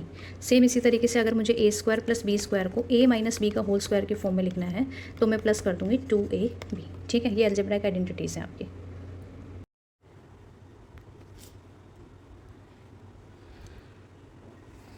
नेक्स्ट क्वेश्चन है हमारा HCF आपके एग्जाम में हर साल पूछा जाता है। जो आपका मेन जो सब्जेक्ट का पेपर है ना 60 नंबर का, उसमें भी HCF पूछा जाता है। तो HCF हमारा इंपॉर्टेंट टॉपिक है। देखो यहाँ पे हमें 4 नंबर दे रखे हैं, 4 में से 1 नंबर तो सिंपल है, बाकी 3 नंबर डेसिमल फॉर्म में लिखे हुए हैं। तो आप क्या करो, सबसे पहले इनके डेसिमल हटाओ। इन सबके डेसिमल हटाने के लिए आपको क्या करना पड़ेगा, जिस नंबर में ज़्यादा डेसिमल के बाद ज़्यादा नंबर है ना वो नंबर उठाओ। जैसे यहाँ पे डेसिमल के बाद 3 नंबर दिए हुए हैं। ठीक है। तो 3 नंबर मतलब ये डेसिमल हटाने के लिए मुझे इसको 1000 से मल्टीप्लाई करना पड़ेगा। तो अगर आप इसको 1000 से मल्टीप्लाई कर रहे हो तो बाकी सभी नंबर्स के साथ भी आपको वही करना है। अगर आप 1000 से मल्टीप्लाई कर रहे हो तो आपको 1000 से डिवाइड भी करना पड़ेगा, है ना जी। 1000 से मल्टीप्लाई करोगे तो डिवाइड भी करना पड़ेगा। आप ऐसे ही उठ के किसी एक नंबर से तो किसी नंबर को मल्टीप्लाई नहीं कर सकते, बैलेंस तो करना ही पड़ेगा ना हमें। अब दूसरा नंबर मैं लेती हूँ 11.11। अब इसको भी मैं क्या करूँ, 1000 से मल्टीप्लाई कर दूँ और 1000 से ही मैं क्या कर दूँ, डिवाइड कर दूँ। दूसरा नंबर है मेरा 0.11, तो इसको भी मैं 1000 से मल्टीप्लाई करूँगी और 1000 से ही डिवाइड कर दूँगी। सेम इसी तरीके से 0.011 है, इसको भी मैं क्या करूँ, 1000 से मल्टीप्लाई कर दूँगी और 1000 से ही क्या करूँगी, डिवाइड करूँगी। अब सारे नंबर आपके एक तरह के बन जाएंगे। देखो फर्स्ट नंबर आपका बनेगा 11,000 डिवाइडेड बाई 1000। ठीक है। सेकेंड नंबर आपका बनेगा 11,110 डिवाइडेड बाई 1000, कॉमा ये नंबर आपका बनेगा 110/1000, ये नंबर आपका बन रहा है 11/1000। अब आप देखो कितना आसान हो गया आप लोगों के लिए HCF निकालना। अब आप इसका HCF निकालेंगे तो नीचे जो डिनोमिनेटर का HCF है, डिनोमिनेटर का HCF तो सीधा सीधा हमारा क्या आएगा, 1000 आ जाएगा, है ना जी। सीधा सीधा हमारा क्या आ जाएगा, इसका डिनोमिनेटर का 1000 आ जाएगा। अब दूसरी बात, इनमें अगर हम देखेंगे तो इन सारे नंबर्स में हमारे पास क्या कॉमन फैक्टर आ रहा है, वो कॉमन फैक्टर है हमारा 11। देखो 11 इसको भी डिवाइड कर रहा है, इसको भी डिवाइड कर रहा है, इसको भी डिवाइड कर रहा है और इसको तो कर ही रहा है। तो बेसिकली हमारा आंसर क्या आ गया है, 0.011। ठीक है, यही हमारा आंसर, फर्स्ट ऑप्शन हमारा ये दे रखा है।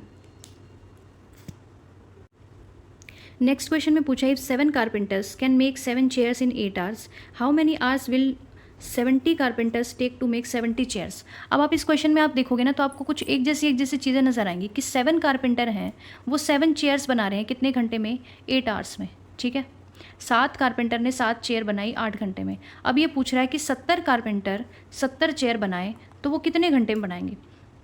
जब भी आपको इस टाइप का क्वेश्चन दिखे जहाँ पे आपका मैन और वर्क का स्केल सेम हो, मैन और वर्क का स्केल जो है वो सेम फैक्टर हो, तो आपका जो टाइम है वो कांस्टेंट रहता है वहाँ पे।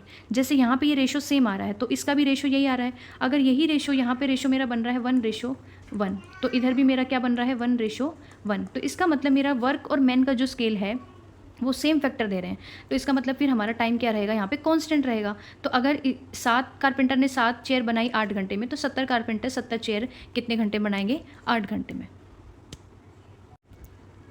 नेक्स्ट क्वेश्चन में आपको डेसिमल फॉर्म दे रखी है और उस पर 2 नंबर्स पे बार लगा हुआ है। सेम इसी तरीके से डेसिमल फॉर्म है और 2 नंबर पे आपका बार लगा हुआ है। इसको बार को अगर आप खोलोगे, बार लिखने का मतलब ये है कि अगर मैंने 67 के ऊपर हमारा बार लिखा हुआ है तो इसका मतलब 67 जो हमारा नंबर है वो बार बार रिपीट कर रहा है, मतलब हमारा नंबर कुछ इस तरीके से है 67 इनफाइनाइट टाइम्स। ठीक है, फिर नेक्स्ट नंबर मेरा क्या है 0.1333 के ऊपर बार लगा रखा है। इसका मतलब ये जो 33 है ना, यही हमारा बार बार क्या कर रहा है, रिपीट कर रहा है। तो 33 कुछ इस तरीके से हमारा नंबर इनफाइनाइट टाइम्स चले जा रहा है। ठीक, अब इसने क्या पूछा है, इन दोनों को ऐड करके बताओ। तो इसमें कुछ भी नहीं करना, सिर्फ आपको पता होना चाहिए बार का मतलब क्या है। आप इसको इनको ऐड कर दो। देखो इनको ऐड करो, क्या आएगा 0. किस तरीके के नंबर आएंगे आपके, देखो सब में क्या लिखा हुआ है 0.4 0.4 0.4 0.4, उसके बाद 8 नंबर लिखा हुआ है। तो इसका मतलब हमें सिर्फ ये एक अलग नंबर दिया, हो सकता है कि यही हमारा आंसर हो।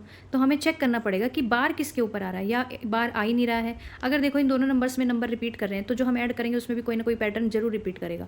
तो फर्स्ट ऑप्शन तो हमारा वैसे ही गलत हो जाएगा। बच्चे ये तीनों ऑप्शन, तो इन तीनों ऑप्शन में हमें चेक करना पड़ेगा। देखो आप इन दोनों को सीधा सीधा ऐड कर दो, यहाँ तक ऐड करो, यहाँ तक आपने 6 और 3 को ऐड किया, क्या आया 9। 7 और 3 को ऐड किया, क्या आया 10, 0। उसके बाद 6 3 को ऐड किया, 9 और 10 1 कितना हो जाएगा 10। ठीक है, तो ये आपका आ गया यहाँ से 0। फिर आपने ये ऐड किया 7 3 आपका क्या है 10 और 1 11। उसके बाद फिर नंबर क्या आ रहा है 6 3 9 और 1, फिर ये बन रहा है 6 और 3 9 सॉरी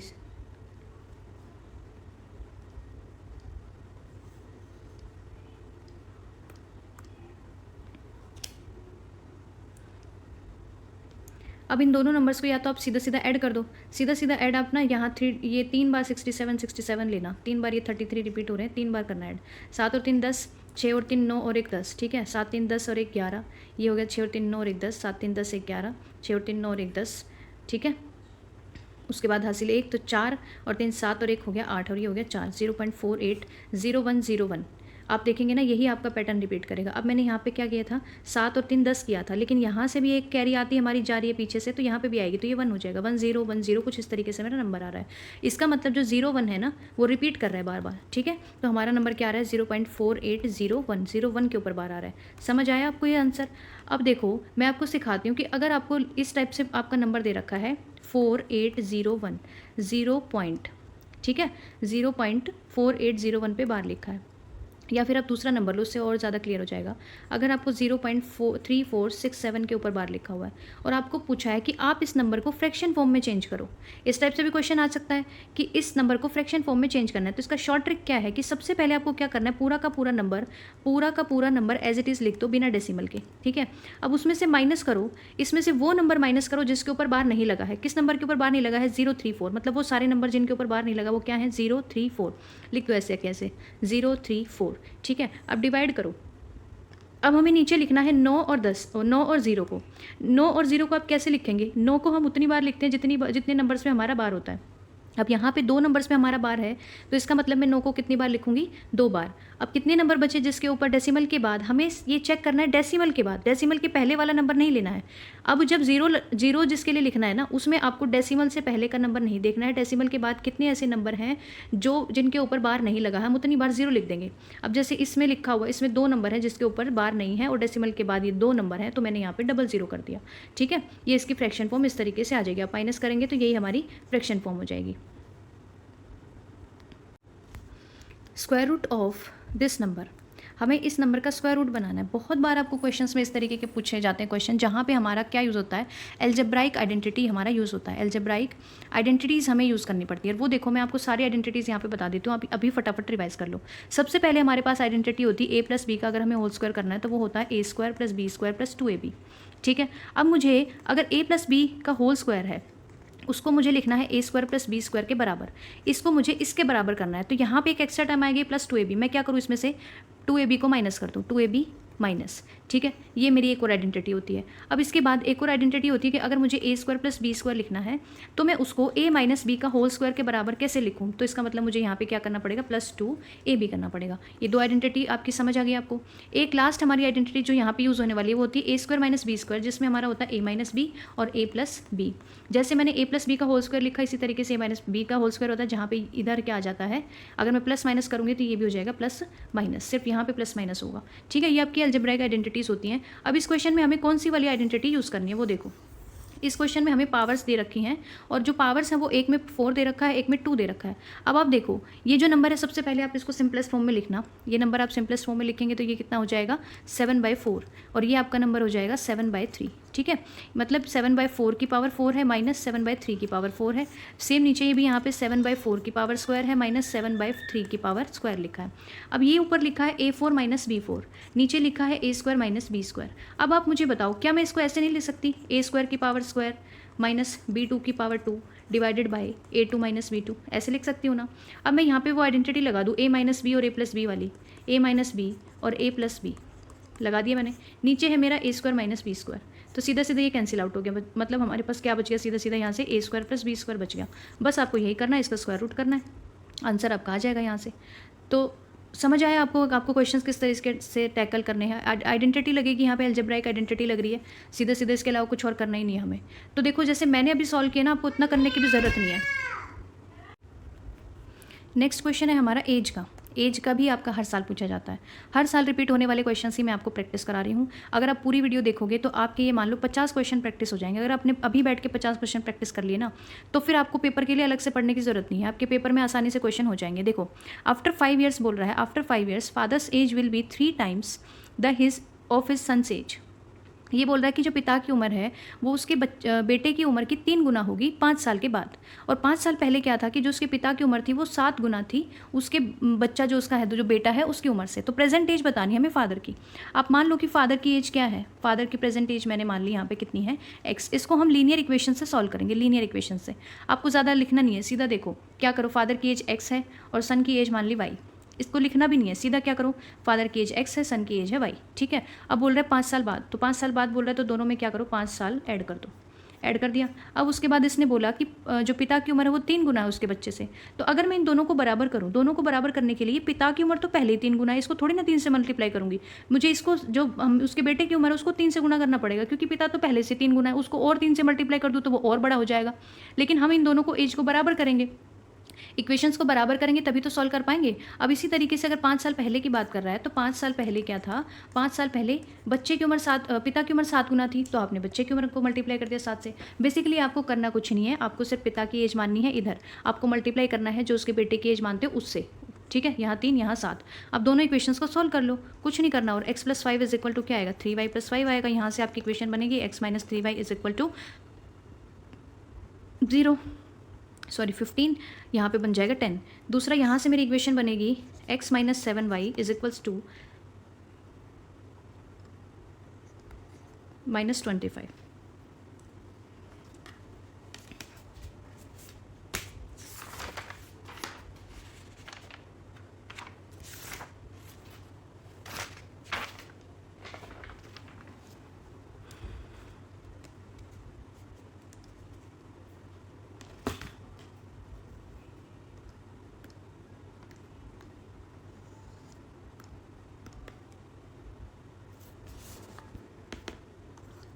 नेक्स्ट जो इक्वेशन है वो हमारी क्या बनेगी, x minus 7y is equals to minus 30। अब आप इन दोनों इक्वेशन को एलिमिनेशन मेथड लगा के जब आप इन दोनों इक्वेशन को सॉल्व करोगे ना, तो आपकी y की वैल्यू आ जाएगी यहाँ से 10, y की वैल्यू 10 आ जाएगी। तो हम किसी एक इक्वेशन में पुट करेंगे, x की वैल्यू आ जाएगी यहाँ से 40। तो हमारे फादर की जो एज है वो कितनी है, सॉरी उस बच्चे के फादर की एज कितनी है, 40 उम्र। हमारे पिता, आप लोगों के पिता की एज तो आप लोगों को पता होगा, मुझे तो पता नहीं है जी।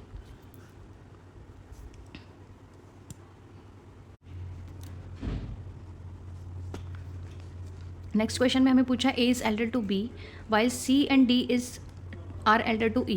E lies between A and C is elder to B, then which of the following statements are necessary true. मतलब हमें इन सारी स्टेटमेंट में से वो स्टेटमेंट बतानी है जो ज़रूर से ज़रूर सही होगी। तो आप क्या करो, बोल रहा है कि A B से बड़ा है, A B से बड़ा है, तो हम क्या लिखेंगे, A is greater than B। ठीक है, हम इस फॉर्म में लिखेंगे। जितना आसान हो सके उतने आसान तरीके से सॉल्व करने की कोशिश करो। अब बोल रहा है कि C और D जो हैं वो दोनों E से बड़े हैं, तो मतलब C E से बड़ा है और D ई से बड़ा है। ठीक है, ए और सी जो है ई जो है वो ए और सी के बीच में लाई कर रहा है। तो इसका मतलब पहली बात हमने यहाँ से देखा था कि बी जो है ए जो है बी से बड़ा है, ए बी से बड़ा, तो ए इधर आएगा, बी यहाँ पे आएगा। बी और ए के बीच में हमारा क्या लाई कर रहा है, ई लाई कर रहा है। ये कंडीशंस दी हुई है हमारे पास। अब पूछ हो रहा है ए इज़ एल्डर टू सी, ए जो है क्या सी से बड़ा होगा। अब इन तीनों कंडीशंस को आप एक साथ लिखेंगे तो यहाँ से आपकी क्या कंडीशन आएगी, यहाँ से कंडीशन बनेगी कि ए जो है वो बड़ा है किस से, देखो ए ई से बड़ा है, ई किससे बड़ा है, बी से बड़ा है, और ई जो है सी से छोटा है, सी से छोटा है। तो मतलब सी का और ए का कनेक्शन हमें नहीं पता यहाँ से क्या आ रहा है, सी और ए का कनेक्शन नहीं पता, लेकिन ये ज़रूर पता है मुझे। तो अब बताओ कि A is elder to C, अब नहीं पता मुझे, C is elder to D और D is elder to C. D और सी का कनेक्शन भी नहीं दे रखा यहाँ पे, और सी और डी का भी नहीं दे रखा। तो लास्ट जो ऑप्शन बच गया हमारे पास, सिर्फ ये बोल रहा है कि E is elder to be. हाँ, हमें पता है यहाँ पे हमारे पास एक कंडीशन आ रही है कि ई जो है बी से बड़ा है। तो हमारे पास जो नेसेसरली ट्रू हो जाएगा, जो ज़रूर से ज़रूर सही है, वो कौन सा ऑप्शन है, हमारा फोर्थ ऑप्शन है। नेक्स्ट क्वेश्चन हमें सीधा सीधा बोर्ड मास पे पूछ रखा है। सीधा सीधा बोर्ड मास रूल हमें यहाँ लगाना है। बोर्ड मास रूल अगर आप भूल गए हो तो एक बार याद कर लो। बोर्ड मास रूल में बी जो होता है वो ब्रैकेट होता है, ओ जो होता है वो ऑफ होता है, डी जो होता है वो डिवीज़न, एम जो है मल्टीप्लिकेशन, ए जो है एडिशन, और एस जो है वो सब्ट्रैक्शन के लिए यूज़ होता है। इसका मतलब हमें सबसे पहले ब्रैकेट सॉल्व करनी, फिर ऑफ, फिर डिवाइड, फिर मल्टीप्लाई, फिर प्लस और फिर माइनस। ठीक है, अब इसने बोला है कि ए जो है उसका मतलब है प्लस, तो आप लिखते जाओ। ए का मतलब प्लस है, मैंने प्लस लिखा 12, सी का मतलब डिवाइड, ठीक है 6, और डी का मतलब है मल्टीप्लाई, और फिर बच गया 6 इंटू 2, फिर बी का मतलब इसने दिया है -5। अब आप यहाँ पे बोर्ड मास लगा दो। कैसे लगाएंगे, सबसे पहले आप इस डिवाइड को सॉल्व करो, फिर जो आंसर आएगा फिर मल्टीप्लाई को सॉल्व करना, फिर जो आंसर आएगा उसमें एडिशन करना, फिर जो आंसर आएगा उसमें माइनस कर देना। बस आपका आंसर यहाँ से 17 आ जाएगा। नेक्स्ट क्वेश्चन में हमें बोला the ratio of area of in circle and circum circle of a square will be. देखो सबसे पहले आप सर्कल बनाओ। सबसे पहले मैंने सर्कल बनाया, इसके अंदर मुझे इन सर्कल की बात कर रहा है, इन सर्कल बनाएंगे, और सर्कम सर्कल मतलब जो मेरा ऊपर बनेगा इसके वर्टिसेस को टच करता हुआ। इन सर्कल जो अंदर बनता है, सर्कम सर्कल जो बाहर बनता है। ये इन सर्कल हो गया जिसकी रेडियस होगी कुछ, ये हमें इसने स्क्वायर की साइड दे रखी है ए। तो इन सर्कल और सर्कम सर्कल की जो रेडियस का फॉर्मूला होता है ना, वो क्या होता है वो आपको पता होना चाहिए। इसको आप याद कर लो कि अगर आपको स्क्वायर के अंदर पूछा है, सर्कल दिया है, स्क्वायर की अगर साइड हमारी साइड जो है ए है, तो जो इन सर्कल है मतलब इन रेडियस हमारी क्या होती है यहाँ पे a/2, और मेरी सर्कम रेडियस सर्कम सर्कल की जो हमारी रेडियस है वो क्या आएगी a/√2। ठीक है, ये याद कर लेना आप यहाँ से। इसके भी यहाँ पे कोई और क्वेश्चन भी पूछा जा सकता है, फॉर्मूले ही तो हमें रिवाइज करने हैं, और करना क्या है, सॉल्व करना तो आपको आता ही है, गुना भाग करनी तो आपको आती है, सिर्फ आपको ये समझना है कि किस तरीके से करना है क्वेश्चन को। अब देखो, अब ये इसने रेशो पूछा इन दोनों के एरिया का। आप मुझे बताओ एरिया का फॉर्मूला क्या होता है, πr² है ना, πr² होता है। दूसरे का भी क्या आएगा, पाई, ये r1 है, ये r2² है, दोनों में पाई कैंसिल। अब दोनों की रेडियस में a भी आ रहा है, इसकी में भी आ रहा है, तो दोनों में a² आएगा, तो मतलब मेरा वो a² भी कैंसिल हो जाएगा। बचा क्या, यहाँ 2 बचा, यहाँ √2 बचा, तो मतलब इसका सिर्फ सीधा स्क्वायर कर दोगा, 2 का स्क्वायर 4, यहाँ 1/2, तो मतलब 2/4 मेरा आंसर आ गया, 1:2 आ गया यहाँ से सीधा आंसर। ठीक है, अब नेक्स्ट क्वेश्चन जो हमें दे रखा है ना, ये भी हर साल रिपीट होने वाला क्वेश्चन है, जो जिसमें आपको प्राइस के बारे में दिया होगा और कंजप्शन की जो रिडक्शन है उसके बारे में पूछता है। तो प्राइस बोल रहा है कि the price of any item जो है उसने 20% बढ़ा दिया, प्राइस जो है आइटम का वो उसने 20% बढ़ा दिया। तो फिर बोल रहा है कि कंजम्पशन जो हमारा कंजम्पशन है उसमें रिडक्शन कितनी होगी। उसका फॉर्मूला होता है हमारे पास R/100 + R × 100%। ठीक है, ये मेरा फॉर्मूला होता है। R मेरा मतलब कितना दे रखा है यहाँ पे, ये दे रखा है 20, तो 20/100 + R करेंगे मतलब 120 + × 100। तो आंसर क्या आएगा यहाँ से? सीधा सीधा 100/6 आ जाएगा। 100/6 करेंगे तो वो क्या आ रहा है? 16/2, 3%। ठीक है,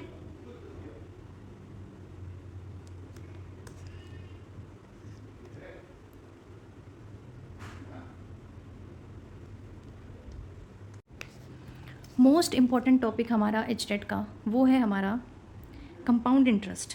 कंपाउंड इंटरेस्ट निकालने का जो टॉपिक है ना, वो सबसे इम्पॉर्टेंट टॉपिक है। आप इसके सारे भी जो बेसिक फॉर्मूले हैं सब याद कर लेना, क्योंकि इस पे तो क्वेश्चन 200% पूछा जाता है। प्रॉफिट और लॉस जो है उस पर भी हमारा जो क्वेश्चन है वो 200% पूछा जाता है, तो इसको छोड़ मत देना। इसने बोला है सम ऑफ ₹10,000 डिपॉजिट करे गए हैं कंपाउंड इंटरेस्ट पे बिकम डबल आफ्टर 5 ईयर्स। मतलब 5 साल में जो है वो दोगुना हो जाते हैं। ठीक है, 5 साल में दुगने हो रहे हैं पैसे, और 20 साल बाद बताओ कितने होंगे। 20 साल बाद हमें बताना है कितना हो रहा है। तो आप मैं आपको ट्रिक बताती हूँ, याद रखना। अगर आपकी अमाउंट जो है वो कोई एक स्पेसिफिक साल के बाद डबल हो जाती है, ठीक है, अगर आपकी अमाउंट जो है एक स्पेसिफिक साल के बाद डबल हो जाती है, तो फिर आपकी अमाउंट जो है 4 इंटू जो स्पेसिफिक टर्म थी उसको करेंगे ना, उतने सालों के बाद जो हमारी अमाउंट आएगी वो 2⁴ इंटू प्रिंसिपल वैल्यू के बराबर होती है। जैसे यहाँ पे मेरा टी क्या है? 5, क्योंकि 5 साल में दुगनी हो रही है, तो मतलब मेरी जो अमाउंट जो है वो दुगनी हो रही है, 2 गुना हो रही है कितने साल में? 5 साल में। ठीक है, 5 साल में दुगनी हो रही है, तो ये मेरा टी हो गया, टी ईयर्स के बाद मेरी अमाउंट दुगनी हो जाती है। तो अब फिर कंपाउंड इंटरेस्ट निकालने का फॉर्मूला, अमाउंट निकालने का फॉर्मूला होता है कि अगर आपको टी दिया हुआ है और आपको 4t की पूछ रहा है, 4t ईयर्स के बाद पूछ रहा है, तो आपको सीधा सीधा क्या करना है? 2⁴, मतलब 4 बोल रहा है तो 2⁴ करो। अमाउंट दुगनी हो रही थी इसलिए हमने 2 लिया, इंटू क्या करेंगे जो हमारी अमाउंट है वो, मतलब हमारा प्रिंसिपल।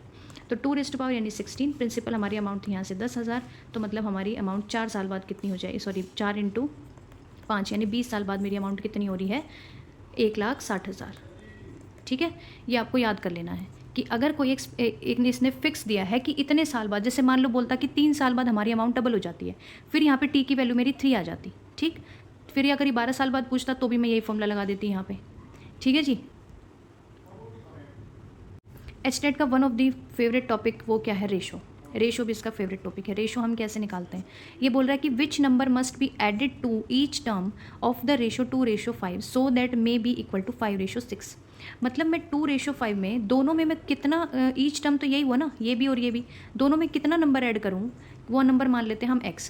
कितना नंबर ऐड करूँ कि ये ऐड करने के बाद ये जो हमारा रेशो है वो 5:6 के बराबर हो जाता है। कुछ नहीं करना, क्रॉस मल्टीप्लाई कर दो। ठीक है, क्रॉस मल्टीप्लाई कर दो, यहाँ से आपका आंसर आ जाएगा सीधा सीधा। x इज इक्वल टू कितना आ गया? ये 13। ठीक है, 13 ऐड करेंगे तो जो 2:5 था वो मेरा 5:6 बन जाएगा। अगर आप 13 ही ऊपर ऐड कर देते हो, 13 ही नीचे वाली टर्म में ऐड करते हो, तो हमारा रेशो 5:6 बन जाता है यहाँ से।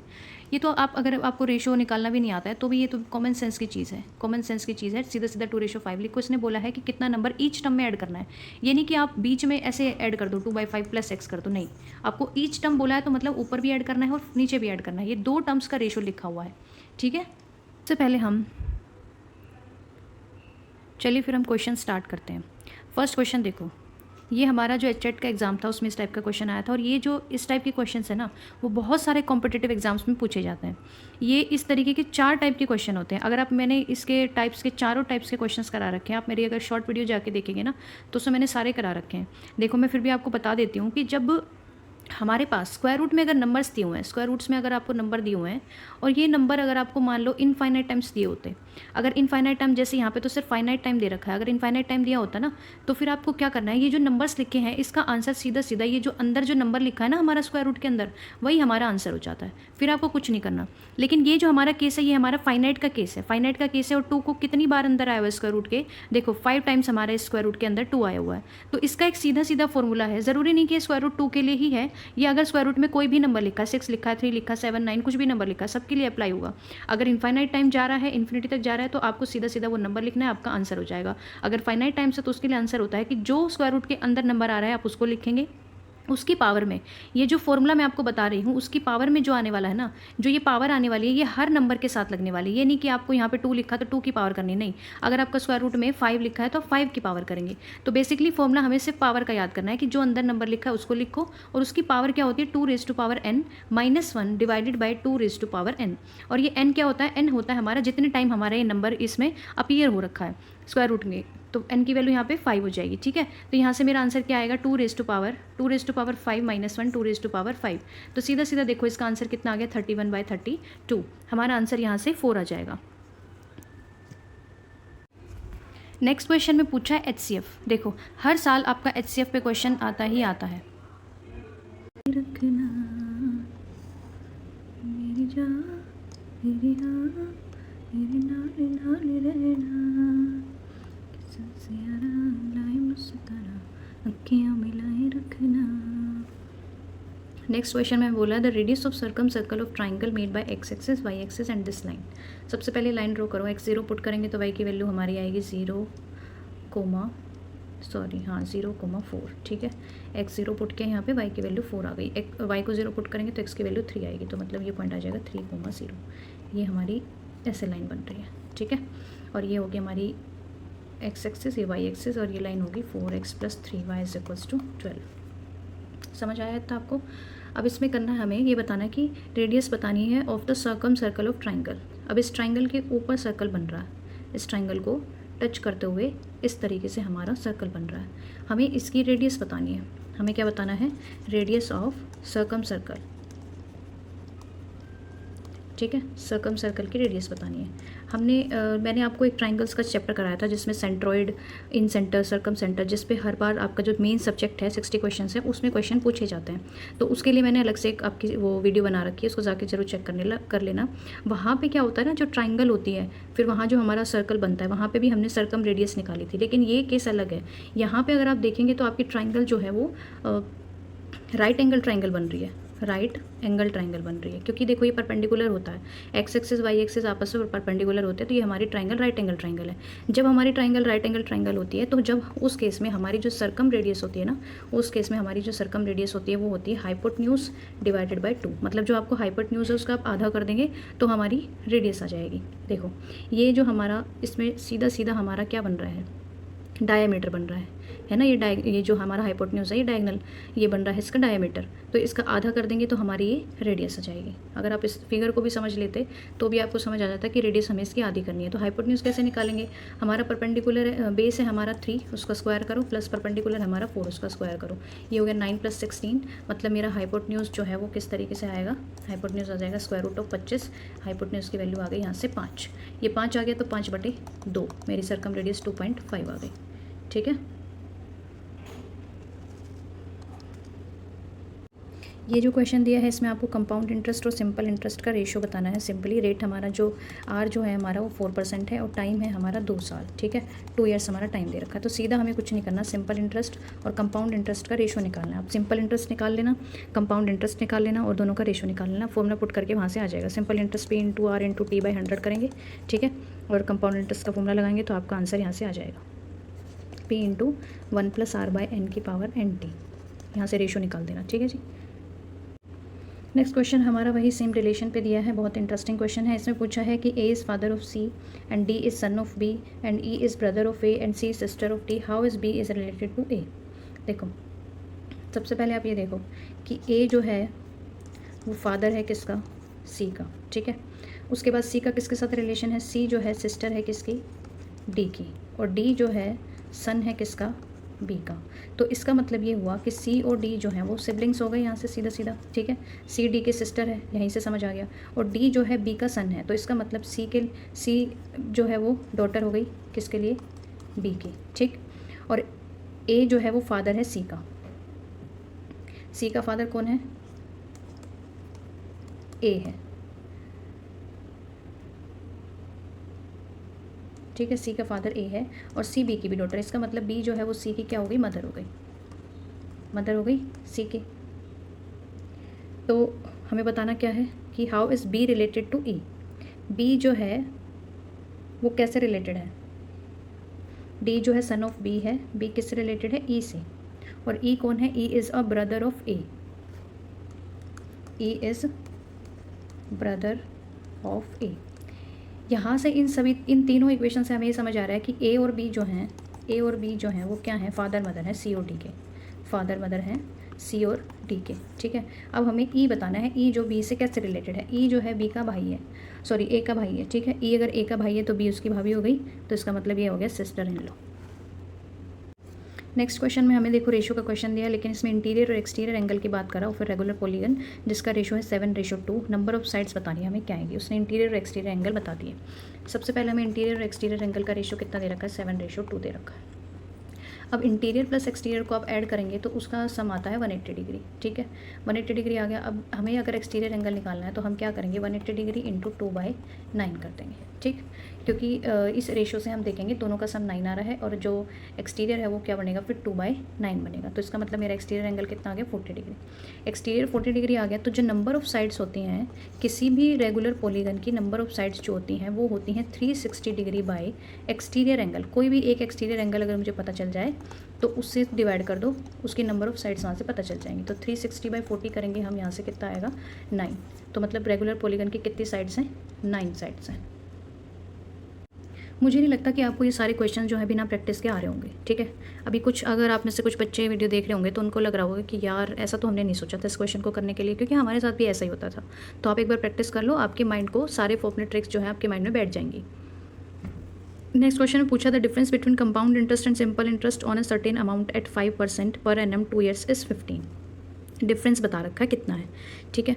मतलब कि CI माइनस SI जो है वो कितना है, 15 है, और रेट मेरा कितना है 5% है, और टाइम मेरा कितना है 2 ईयर्स है।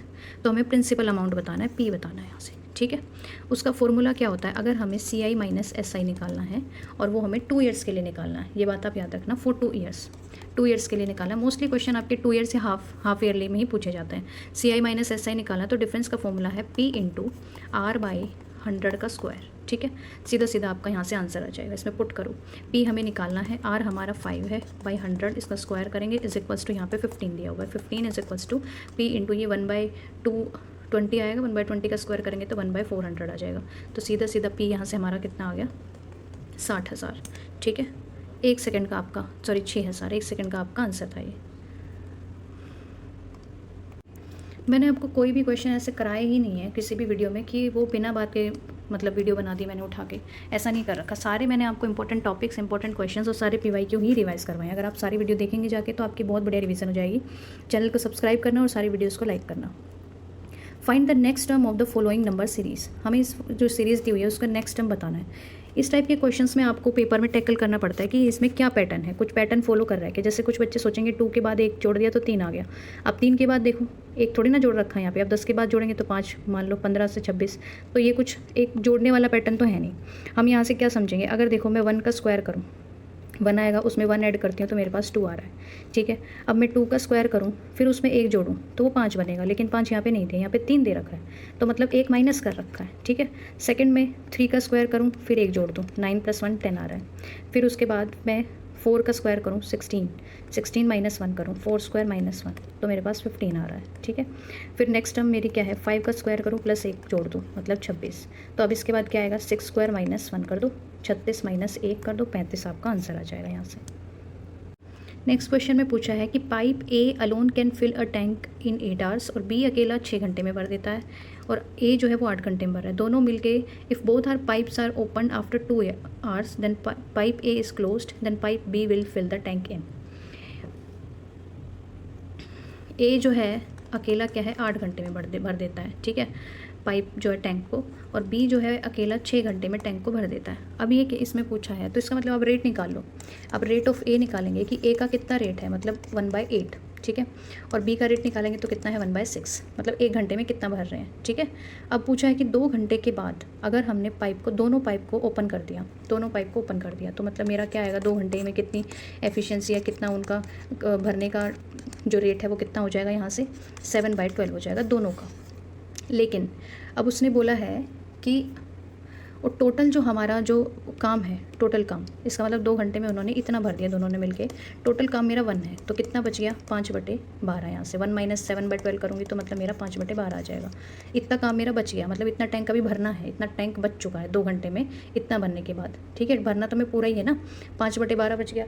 अब इसने पूछा है कि B जो है then pipe B will fill the tank in. अब बी जो है, बी को ये सारा काम करना है, 5/12 जो हमारा काम बचा है ना, उसको बी को करना है। तो बी क्या करेगा, मैं इसको डिवाइड कर दूंगी, बी की एफिशिएंसी बी की रेट से 1/6 है, तो मतलब 5/12 गुना 6 करूँगी तो वो क्या आ जाएगा 25। ठीक है, 6 दूनी 12, 2.5 सॉरी 2.5, ये आ गया 2.5। मतलब वो कितने घंटे में भरेगा, 2.5 घंटे में बी उसको बाद में अकेला भर देगा। 2 घंटे दोनों ने मिलकर काम किया, तो कितना काम किया, 7/12 काम किया।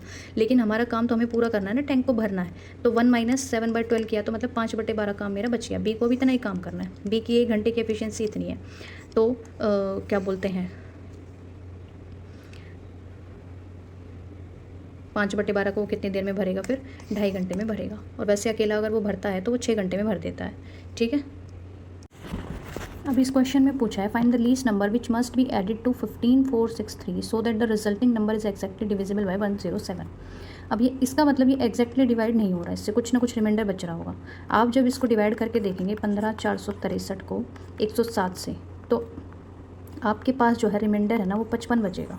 ठीक है, 55 आपका रिमाइंडर बचेगा। तो इसका मतलब मुझे इसको एक्जैक्टली डिवाइड करवाना है, तो मैं 107 में से 55 माइनस कर दूँ, मतलब मेरे पास कितना बचा 52। ठीक है, अब इस 52 को मेरे को क्या करना है, इस नंबर में ऐड कर देना है। अगर मैंने इस नंबर में 52 को ऐड कर दिया तो जो नंबर आएगा फाइनल वो 107 से पूरा डिवाइड हो जाएगा, एक्जैक्टली डिविजिबल हो जाएगा 107 से। हम हमेशा यही करते हैं कि किसी नंबर को अगर हम किसी नंबर से डिवाइड करने पे कुछ रिमाइंडर आ रहा है तो इसका मतलब जो हमारा डिवाइज़र है उसमें से माइनस करके देखो कि क्या आंसर आ रहा है। जो आंसर आ रहा है उसको फाइनल नंबर में ऐड कर दो, वही हमारा फिर जो क्या होता है कि ये नंबर इस नंबर से एक्जैक्टली डिविजिबल हो जाता है, तो आंसर हमारे यहाँ से 52 आ जाएगा।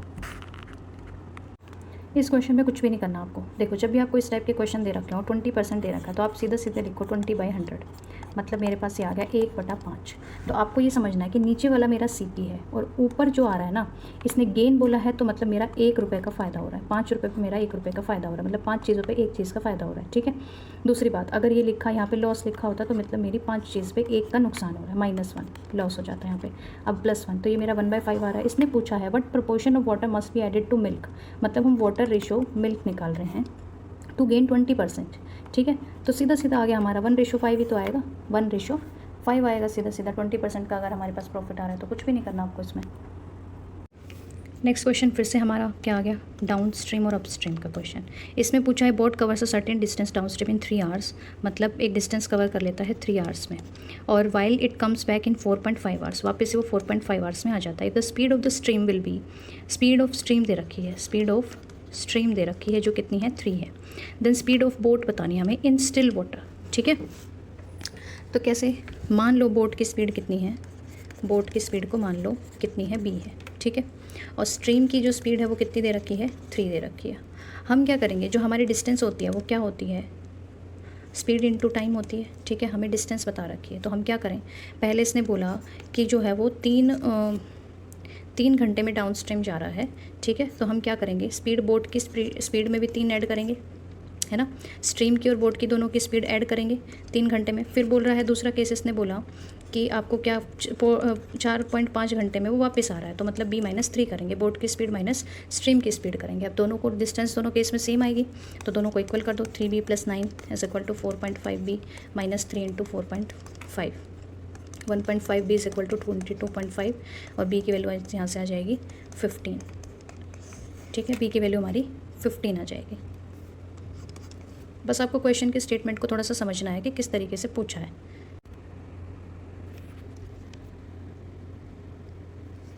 अब ये 3 क्वेश्चन मैं आपको दे रही हूँ, इसमें अलजेब्राइक आइडेंटिटी लगानी है, आप इसको समझना किस तरीके से सॉल्व करेंगे। इसमें हमें कंपाउंड इंटरेस्ट निकालना है, ये हमारा जो है रेडियस वाला, रेडियस निकालने का ही जो कौन है उसके चेक फॉर्मूले यूज़ कर रहे हैं हमें।